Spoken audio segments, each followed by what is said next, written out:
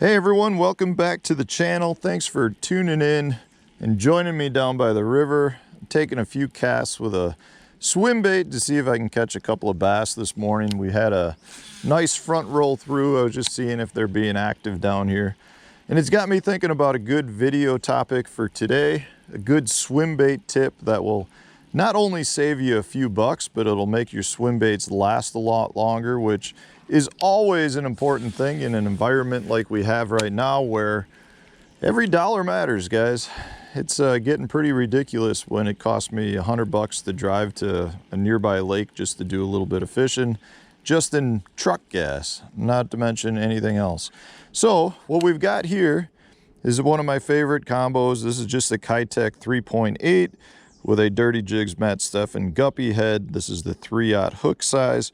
Works absolutely wonderful. As you can see, this bait is running really well. Let's see if we can show it to you in the water. Good tail kick. It's just running nice, really good. Perfect bait right out of the package. One of the biggest issues you have though with a Kitech is a lot of times, and this isn't just Kitech, but your paddle tail swim baits, and if you've got a laser sharp hook like this, you make a cast and the tail gets caught in the hook. You know, you might get it here, and eventually what happens is that'll rip through.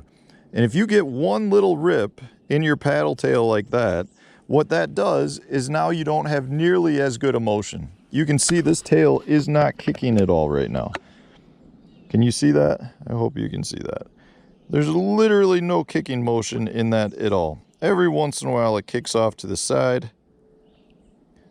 So you get nothing out of it. So at that point, most people would take this and they would say, hey, this is no longer any good because it's just not kicking.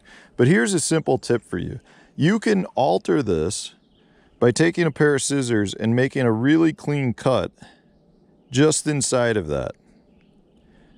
Then, if you take the other side and do the exact same thing and try to keep it as even as possible,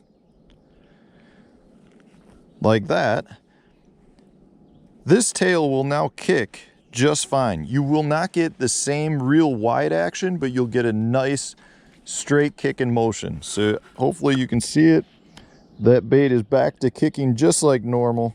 You've got a little bit tighter wobble, but it's a good kicking swim bait. Definitely will generate some bites. Super simple tip, guys, but I can't tell you how often people throw out a swim bait that doesn't kick because it's got one little hook point in the tail. So at this point, this bait is good to fish with. Again, like I said, it's not going to have the super wide kick, but it is every bit good enough to fish with. And in some cases, I would actually state that I think I prefer a tighter wobbling kick, especially if I'm fishing clear water. That tighter wobble kick a lot of times will generate more strikes. And it's something that these fish haven't even seen. You know, they're getting used to the Kitech, in my opinion, with that real wide tail kick. So if you get a little tighter action to it, a lot of times that can generate better strikes. So it's something worth trying. You can take a new one right out of the package, do the same thing, but that little change right there will allow you to bring a used swim bait back to life, save you a few bucks, and catch you a few more fish. So guys, I hope you enjoyed this tip. If you did, subscribe to the channel if you haven't done so already. Hit that like button and stay tuned. We'll have another video tomorrow.